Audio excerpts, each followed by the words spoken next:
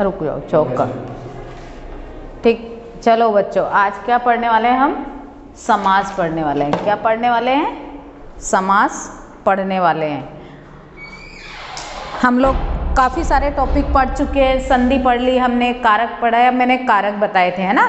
वो लर्न है ना सबको, सबने कर लिए, क्योंकि वो समास में काम आएंगे आपके। समास को पहले समझे, पहले समास को समझे। समास है क्या? समास में क्या होता है? जैसे एक पहले एग्जाम्पल देती हूँ तब समझ में आएगा। या जैसे राजपुत्र, है ना? राजपुत्र, राजा का पुत्र, है ना? राजपुत्र, राजा का पुत्र। अब इसमें क्या है? राजा का पुत्र, इसको क्या ले आए हम? एक शब्द में लिखेंगे तो कैसे लिखेंगे? राजपुत्र। तो यानी समास का क्या है कि शब्दों को जोड़ना। संधि में क्या है? पहले संधि समझो, पहले संधि और समास में डिफरेंस समझते हैं। संधि क्या है? संधि में दो वर्णों, वर्ण मतलब अक्षर, दो वर्णों से एक नई ध्वनि बनती है। क्या? दो वर्णों के मेल से एक नई ध्वनि बनती है। किसमें? संधि में। लेकिन समास में क्या होता है? दो शब्दों का मेल होता है। एक या एक से अधिक शब्दों के मेल से एक सार्थक शब्द बनता है। क्या बनता है? सार्थक। सार्थक का मतलब पता है? मैं पहले भी बता चुकी हूँ एक वीडियो में, सार्थक और निरर्थक। सार्थक मतलब जिसका मीनिंग निकलता हो, कोई अर्थ बनता हो। निरर्थक ऐसे ही लिखा हो जिसका कोई भी अर्थ नहीं निकलता हो। जैसे कमल, तो ये फूल है एक, इसका मीनिंग निकल रहा है। इसी को लिख दूं मलक, तो ये मीनिंगलेस हो गया, इसका कोई भी अर्थ नहीं बन रहा। इसलिए ये वाला शब्द बनना चाहिए। यानी दो शब्द, दो, एक या एक से अधिक, एक का तो कोई मीनिंग है ही नहीं, यानी एक से अधिक शब्दों के मेल से जो नया शब्द बनता है उसको कहते हैं समास। और उस नए शब्द का क्या होना चाहिए? सार्थक मीनिंग निकलना चाहिए, सार्थक अर्थ निकलना चाहिए। ऐसी ये समझना ज़रूरी है।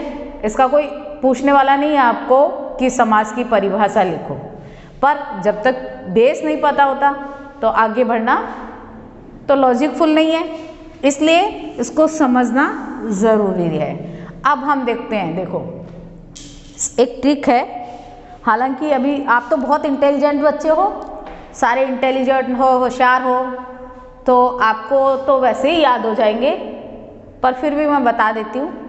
अब तक दादा, है ना? अब तक दादा, ये एक लाइन है, ये हम याद करने के लिए यूज़ करते हैं ना।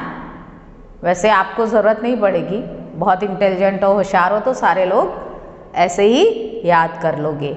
फिर भी एक बार इसको भी देख लेते, ट्राई कर लेते हैं ना। देखो इसी से बना देती हूँ सारे। ऐसे अव्ययी भाव, वैसे बहुब्रीहि, तैसे तत्पुरुष, कैसे कर्मधारय, दैसे द्विगु समास, फिर दूसरे दैसे द्वंद्व समास। हो गया? ऐसे याद करने हैं, है ना? इस तरह से इसके कितने प्रकार हो गए? 6 प्रकार हो गए। कितने प्रकार हो गए? 6 प्रकार हो गए समास के। अब इसमें 2 चीज और सीखने की है। एक तो पूर्व पद, पूर्व पद, दूसरा उत्तर पद। 2 चीज लिखी हुई है मैंने पूरे ब्लैक बोर्ड पे, पूर्व पद और उत्तर पद। पूर्व पद का यानी पहले जो आता है, पूर्व पद यानी जो पहले आता है, उत्तर पद जो बाद में आता है। जैसे कमल नयन, कमल नयन, इसमें क्या होगा? ये क्या है? इसका पूर्व पद, ये उत्तर पद। इस तरह से आपको ये याद रखना है। और दूसरी चीज मैंने बोली थी वो अभी बताऊंगी। पहले अब सबसे पहला वाला सीखेंगे हम, अव्ययी भाव समास। ये वाला क्लियर करेंगे। इसमें क्या साफ साफ लिखा है, पूर्व पद प्रधान। प्रधान का मतलब होता है ना मुखिया, जिसके ऊपर पूरा दारोमदार होता है ना। तो यानी पहला जो शब्द होता है, अगर पहला वाला शब्द इसमें इम्पोर्टेंट होता है, उसको अगर हटा देंगे तो उसकी अहमियत खत्म हो जाएगी, कम हो जाएगी। तो इसीलिए इसमें कौन सा पद प्रधान है, पूर्व पद प्रधान है इसमें। और एक और चीज इसमें होती है, वो आप पुनरावृत्ति करते हैं ना, जैसे जल्दी, जल्दी, जल्दी जल्दी, धीरे धीरे, है ना, आगे आगे। अब एक चीज और आएगी, अभी समझा देती हूं मैं इसको, द्वंद्व समास। इसमें भी क्या होता है, एक वर्ड ऐसे भी लिखते हैं हम लोग, माता पिता, माता पिता, ये तो एक जैसे है ना, नहीं, इनमें क्या हो रही है, एक ही शब्द की पुनरावृत्ति हो रही है। क्या हो रही है, एक ही शब्द की पुनरावृत्ति, यानी दोबारा से प्रयोग लाना। तो जल्दी जल्दी यानी सेम लिखे हुए एक जैसे शब्द दोनों, धीरे धीरे, यहाँ पर क्या है, माता पिता, तो ये दो अलग शब्द हो गए, दो अलग नाम हो गए, माता और पिता। यहाँ पर और लगेगा, यहाँ जल्दी जल्दी, धीरे धीरे, है ना। तो ये अब ये वाले जो उदाहरण है, ये अवयवी भाव समास में आएंगे, जिसमें शब्दों की पुनरावृत्ति होती है। क्या होती है, शब्दों की पुनरावृत्ति, यानी शब्दों का, एक शब्द का दोबारा से प्रयोग होता है।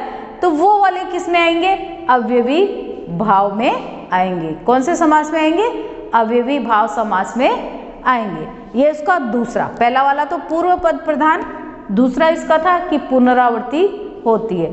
तीसरा, एक और चीज से आप इसको समझ सकते हैं, उपसर्ग। अगर इसका आगे वाला हटा दोगे, मतलब उसको उपसर्ग की तरह यूज करते हैं, आगे वाले को उपसर्ग की तरह यूज करते हैं। ये इसके आपने नियम सीख लिए, बहुत इजी। फर्स्ट वाला पूर्व पद प्रधान, सेकंड वाले में पुनरावृत्ति होती है शब्दों की, वो डिफरेंस मैंने आपको बता दिया, वो याद रखोगे, क्योंकि दो तरह से बनते हैं, एक में शब्द अलग अलग होते हैं, उसमें और लगता है, वो द्वंद्व समास होता है। एक में एक ही शब्द दोबारा आता है, वो पुनरावृत्ति होती है, वो अवयवी भाव समास का एग्जाम्पल है। तो और एक उपसर्ग से पहचान सकते हो आप कि आगे क्या उपसर्ग लगा हुआ होता है उसके। अब इसके एग्जाम्पल समझ लेते हैं। एग्जाम्पल, प्रतिदिन। फर्स्ट एग्जाम्पल, प्रतिदिन, है ना, प्रतिदिन। इसका अगर हम विग्रह करते हैं, अब क्या, इसका अगर हम विग्रह करते हैं तो कैसे लिखेंगे, दिन दिन, दिन दिन। ये तो वो वाला सेकंड एग्जाम्पल जो मैंने दिया था कि शब्द की पुनरावृत्ति, एक ही शब्द की पुनरावृत्ति, है ना। तो एक तो वो वाला आ गया, ये वो वाला उदाहरण है। दूसरा इसी का देखो, दूसरा, हर दिन, हर दिन, है ना। इसी का दूसरा क्या आ गया, हर दिन। तो ये इसमें इसको हटाओ, अब मैं हर हटा देती हूँ इसका, और क्या लगा देती हूँ, खाली दिन लिख देती हूँ, है ना। तो इसकी क्या, ये एक शब्द बन गया ये, है ना। तो मैंने एक शब्द लिखा, हर दिन, है ना। इसको, हर को मैं इसमें से अलग कर देती हूँ, मान लो ये मैंने अलग कर दिया, खाली दिन छोड़ दिया, तो ये तो क्या, एक शब्द हो गया, है ना, एक शब्द हो गया। तो मतलब इसकी इंपॉर्टेंस पता चल रही है ना, कि इसको नहीं लगाएंगे तो ये नहीं बनेगा अवयवी भावी समास। इसको जब इसके साथ में बैठा देंगे, दररोज होता है, दररोज गुजराती में मैंने भी सीखी है बच्चों, थोड़ी थोड़ी, सही हो तो एक्सेप्ट करना, नहीं तो मेरी वापस दे देना गुजराती, ठीक है। तो ये है हर रोज, है ना, तब ये बनेगा। तो ये पहला वाला जो हमने पढ़ा था कि अवयवी भाव में पूर्व पद प्रधान होता है, ये उसका एग्जाम्पल है। अब मैं एक देती हूँ आपको यथाशीघ्र, एक देती हूँ मैं आपको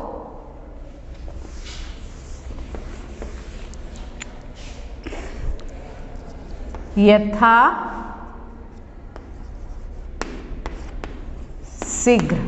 है ना, यथाशीघ्र। इसमें क्या होगा, यथाशीघ्र। बच्चों देखो एक्टिव हो जाया करो, मैंने मात्रा लगाई लेकिन गलत थी, पर अब क्लास में होते तो बोलते हैं, आप लोग कैसे बोले, यथाशीघ्र। अगर इसका हम विग्रह करते हैं तो क्या बनेगा, देखो, जितना शीघ्र हो सके। शीघ्र का मीनिंग पता है, जल्दी, यानी जितना शीघ्र हो सके, जितना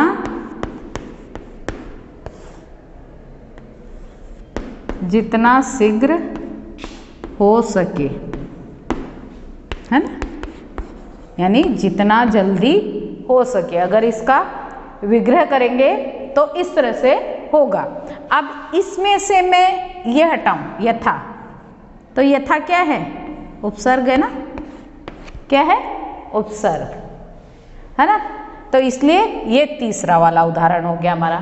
तो अवयवी भाव के तीनों जो थे उसके तीनों के मैंने एग्जाम्पल आपको बताए। अब कुछ इसके मैं पढ़ूंगी, आप फटाफट करना मेरे साथ साथ, उसके करना एग्जाम्पल मैं बोलूंगी तो आप सोचना, नहीं आएंगे तो आंसर तो मैं दूंगी साथ में।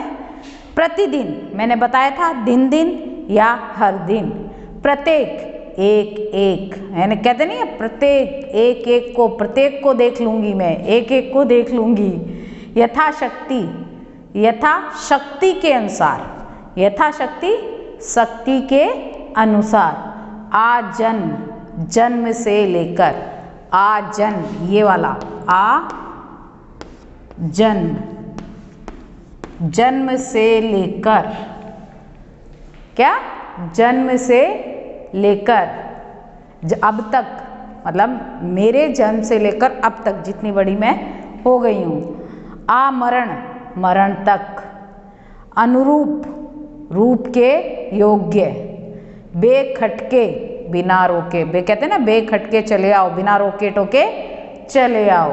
आजीवन, जीवन पर्यंत, यानी जब तक जिए तब तक। प्रत्यक्ष, आँखों के सामने, यानी आँखों के सामने मेरे ऐसी घटना घटी, ऐसा हुआ, तो मतलब प्रत्यक्ष। भरपेट, पेट भर। यथा शीघ्र, जितना शीघ्र हो सके। यथोचित, जितना उचित हो। और एक चीज़ और शायद हम मिस कर गए बच्चों, जो ये वाला है, ये क्या है, समस्त पद, इसको कहते हैं समस्त पद, है ना, ये क्या है आपके समस्त पद। और मैंने इसका क्या कर दिया, आजन्म, इसका कर दिया जन्म से लेकर, जन्म से लेकर, तो ये हो गया आपके विग्रह। क्या हो गया, विग्रह। ये इसको कहते हैं समस्त पद, ये है आपके इसका विग्रह, समस्त पद का विग्रह।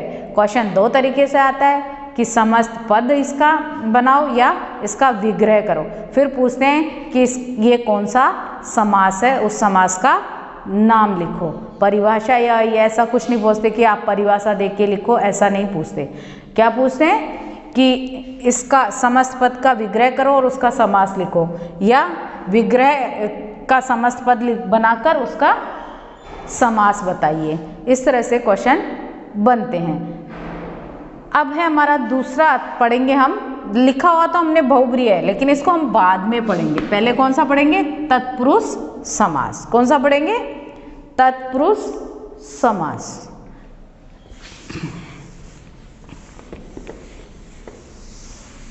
तत्पुरुष समास नहीं, इसको हम बाद में पढ़ने वाले हैं बच्चों, क्योंकि ये एक वीडियो इसी का बनाएंगे तो एक साथ समझ में आ जाएगा। अभी हम ले लेते हैं द्विगु समास और द्वंद्व समास। कौन सा, इनको एक साथ पढ़ेंगे, क्योंकि इनमें क्या करना पड़ेगा हमको, कंपैरिजन करना पड़ेगा, इसलिए इनको एक साथ पढ़ते हैं, द्विगु समास और द्वंद्व समास। द्विगु नंबर आते हैं सबको, द्विगु समास में नंबर आते हैं 3, 4, 5, ये नंबर सबको आते हैं, गिनती आती है 1, 2, 3, 4, ये वाली सीखनी पड़ेगी, है ना, वो वाली नहीं, 1, 2, 3 वाली नहीं, ये वाली गिनती आनी चाहिए, है ना। संख्या, इनको क्या बोलते हैं, संख्या, क्या बोलते हैं, संख्या।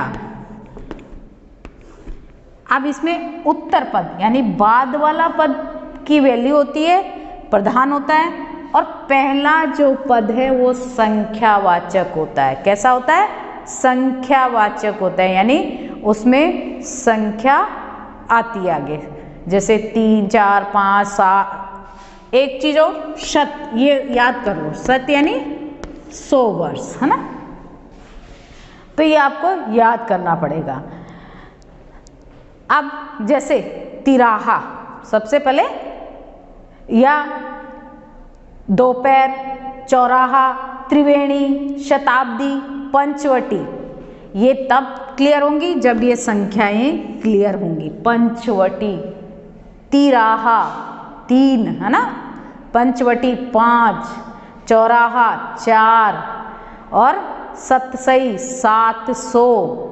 सतसई तो मैंने कबीर वाले में समझाया भी था, सतसई का मतलब, सतसई मतलब कबीर जी की वो है ना, दोहों की जो किताब 700 दोहे हैं जिसमें, वो उसका नाम है सतसई, यानी 700 दोहों यानी का समूह। अब एक शब्द और इसमें आएगा, समूह और समाहार। क्या, समूह और समाहार, समूह और दूसरा वर्ड है समाहार, है ना, ठीक है। समूह डिफरेंस नहीं है, मतलब सबका यही है एक साथ, पर थोड़ा सा डिफरेंस है, अगर आ जाता है तो लगाओ, अच्छी बात है ना। जैसे समूह पंचामृत बनाया, है ना, पंचामृत, पंचामृत पता है बेटा क्या होता है, पंचामृत, इसको ये जैसे इसमें 5 है ना, 5 है ना, 5 चीजों का समूह, है ना, 5 चीजों का समूह। पंचामृत में क्या डलती है, 5 चीजें, दूध, है ना, शहद, तुलसी के पत्ते, गंगा जल और दही, ये 5 चीजों से क्या बनता है, पंचामृत। पर इन पांचों चीजों को हम क्या कर देते, एक साथ इकट्ठा करते हैं, तब क्या बनता है इनका, पंचामृत। मतलब इनको समूह बना दिया, इनको इकट्ठा कर दिया एक साथ, तो वहां पर क्या लगाएंगे, समूह। और अब एक लेते हैं हम, जैसे दोपहर या चौराहा लेते हैं, उससे ज्यादा अच्छा समझ में आएगा। चौराहा, उसमें क्या है, 4 राहें हैं, क्या है, ये अलग अलग, ये यहां मिली लेकिन ये अलग अलग भी जाती, इन चारों के ऐसे मिलने से क्या बना, चौराहा। तो मतलब ये ऐसे इकट्ठी या गड़बड़ नहीं किया इनको, है ना, ये सिर्फ क्या, यहां अपनी मिली और इनसे एक बन गया चौराहा। तो यहां पर कौन सा लगाएंगे, समाहार। जहां पर ये आ जाएगा ना, इकट्ठा एक साथ मिक्स हो गए, वहां पर लगाएंगे समूह, है ना। ये डिफरेंस आ जाएगा तो बहुत अच्छे से द्विगु समास और भी अच्छा कर पाओगे। तो समझ आया, मतलब इकट्ठा सब कलेक्ट हो जाए एक जगह आके, इकट्ठे झुंड बना ले, वो तो समूह लगेगा। और जहाँ पे एक डिस्टेंस बना के भाई बैठो सब साथ में, पर थोड़ी दूरी होनी चाहिए सबकी, ऐसे नहीं इकट्ठे ऐसे झुंड बना के नहीं बैठ सकते। एक जगह एक रूम में तो बैठेंगे पर दूर दूर, अभी तो कोरोना में दूर दूर का मतलब सबको ही आता होगा अच्छे से, तो वहाँ पर क्या लगाएंगे हम, समाहार लगाएंगे। तो ये डिफरेंस समझ आ गया। और एक चीज़ समझ में आ जानी चाहिए, संख्या। क्या समझ में आ जानी चाहिए, संख्या, है ना। पहला क्या लगी होंगी, संख्या लगी होगी। अब इसके फटाफट हम एग्जाम्पल समझ लेते हैं। जैसे सतसई, इसका तो मैंने बता भी दिया, 700 दोहों का समूह, दोपहर, 2 पैरों का समाहार, यानी 2 अलग अलग पैर, वो अलग अलग भी हैं पर जब साथ में आई हैं पर उनका डिस्टेंस भी मेंटेन है, इसलिए वो समाहार लगेगा। ऐसे ही चौराहा, 4 राहों का समाहार। त्रिवेणी, 3 वेणियों का समूह। शताब्दी, 7 शत शब्दों का समूह, यानी शताब्दी 7। मैंने पहले इसीलिए मैंने ये वर्ड पहले ही आपको समझा दिया था क्योंकि ये बहुत यूज होने वाला है इसमें, इसलिए। पंचवटी, 5 वटों का समाहार। त्रिफला, 3 फलों का समाहार। अरे हाँ बच्चों, मैं तो एक चीज़ तो भूल गई, इनके मीनिंग नहीं आते होंगे, हिंदी मीनिंग नहीं ठीक से आपको अर्थ नहीं आते होंगे तो भी नहीं कर पाओगे। चलो इनके अर्थ भी समझ लेते हैं ना। चवन्नी, 4 आनों का समाहार। चवन्नी देखी है किसी ने? नहीं देखी? मम्मी से पूछना, मम्मी बताएंगी चवन्नी क्या होती है। रुपए का 1/4 पार्ट, यानी रुपए का चौथा हिस्सा, वो है चवन्नी। पहले अभी कुछ ज़्यादा साल नहीं हुए, थोड़ा सा पीछे जाएंगे ना तो हमको पता चलेगा। 1 रुपए के एक तो 50 पैसा बनता है, दूसरा चवन्नी बनती थी, है ना। तो हमको तो चवन्नी मिला करती थी बच्चों, है ना। चीज़ें बहुत सारा, जैसे आप 100 रुपये में सामान लाते हो, हम चवन्नी में भी उससे ज़्यादा लेकर आया करते थे। तो इसमें 4 आने मिक्स होते हैं ना। चौथा हिस्सा हो गया ना रुपए का, 1 रुपये का चौथा भाग, तो 4 हो गए इसमें, है ना। 4 आनों का समाहार। पंजाब, 5 आबों का समूह। आबो एक वर्ड आया इसमें, मैंने बोला क्या वर्ड, 1 सेकेंड। हाँ, पंजाब, पंजाब, है ना। 5 आबों का समूह, आबों का समूह, है ना। आबो, ये वर्ड, इसका मतलब क्या होता है पता है? नदियाँ। पंजाब का नाम ही उन नदियों पे पंजाब पड़ा क्योंकि वहाँ पर 5 नदियाँ आकर मिलती हैं। क्या? 5 नदियाँ पंजाब में आकर मिलती हैं, इसीलिए पंजाब में को 5 आबों का समूह कहा जाता है। चतुर्भुज, 4 भुजाओं का समूह। चतुर्भुज, 4 भुजा। चतुर्भुज पता नहीं? पता होगा, अरे आप लोगों ने कहाँ पढ़ा होगा, मैं बताती हूँ। चतुर्भुज भी है ना।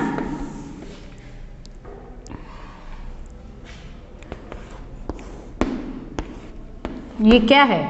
इसको कहते हैं चतुर्भुज। क्या कहते हैं? 4 हो गए ना, 1 2 3 4 भुजाएं, तो चतुर्भुज आ गया। ये है आपके कौन सा समास? द्विगु समास। इसके बाद है आपके द्वंद्व समास। द्वंद्व तो झगड़ा, द्वंद्व नाम पता चल रहा है, मतलब आपस में द्वंद्व होना, तो 2 शब्दों का द्वंद्व। ये इसको क्या कहते हैं? संयोजक चिन्ह। क्या कहते हैं? संयोजक चिन्ह, है ना। ये क्या है? ये वाला याद रखना है इसमें, ये वाला क्या रखना है? याद रखना है। तो पहले इसी के एग्जाम्पल समझते हैं। मैंने अब भी बताया था, कुछ देर पहले मैंने डिफरेंस भी बताया था कि एक शब्द होते हैं जिनकी पुनरावृत्ति होती है, यानी जल्दी जल्दी, धीरे धीरे, पास पास, आगे आगे, ये तो कहाँ चले जाएंगे? अव्ययी भावी समास में।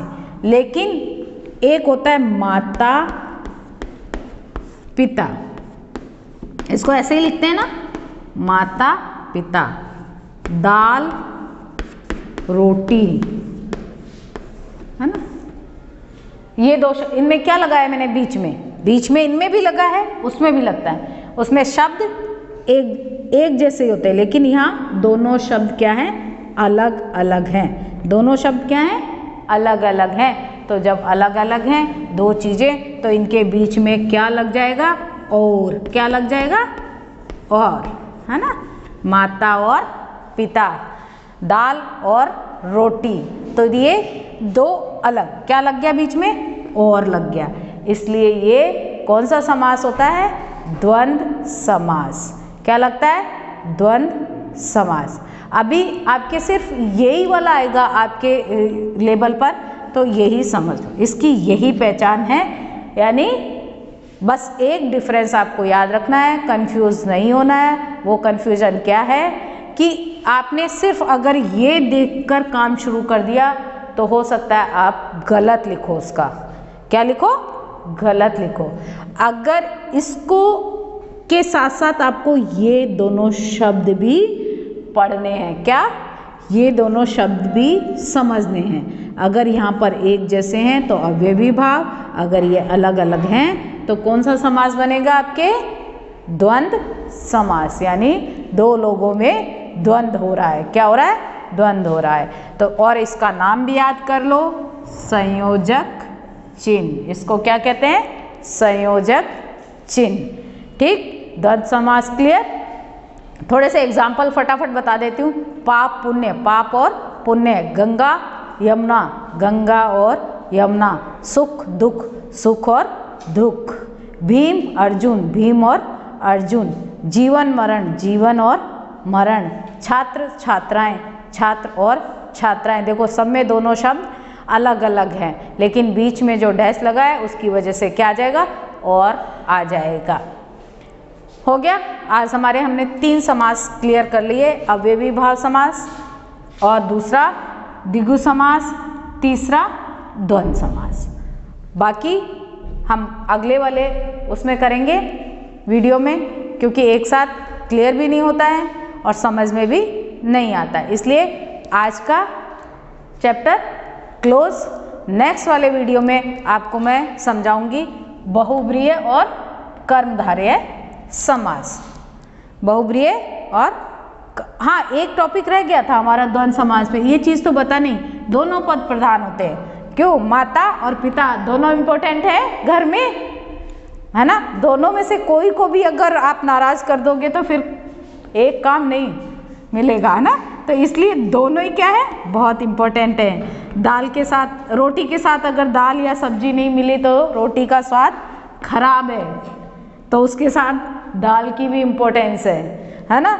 ऐसे ही इसमें क्या? दोनों चीज़ों की इम्पोर्टेंस है। जैसे भीम और अर्जुन, तो भीम भी उतना ही इम्पोर्टेंट है जितना अर्जुन इम्पोर्टेंट है। तो यानी दोनों लोग इसमें इम्पोर्टेंट हैं। एक को माताजी को अलग इनको इम्पोर्टेंस देना बंद कर दी ना माताजी को, तो शाम को खाना नहीं मिलेगा। पिताजी को इम्पोर्टेंस नहीं दी तो शाम को टॉफ़ी के लिए पैसे नहीं मिलेंगे। इसलिए दोनों ही इम्पोर्टेंट हैं। इसलिए इसमें दोनों पद क्या होते हैं? प्रधान होते हैं। चलो बस क्लियर। अब नेक्स्ट टॉपिक, नेक्स्ट वाले वीडियो में बताऊंगी आपको मैं बहुब्रीहि समास और कर्मधारय समास। ठीक है।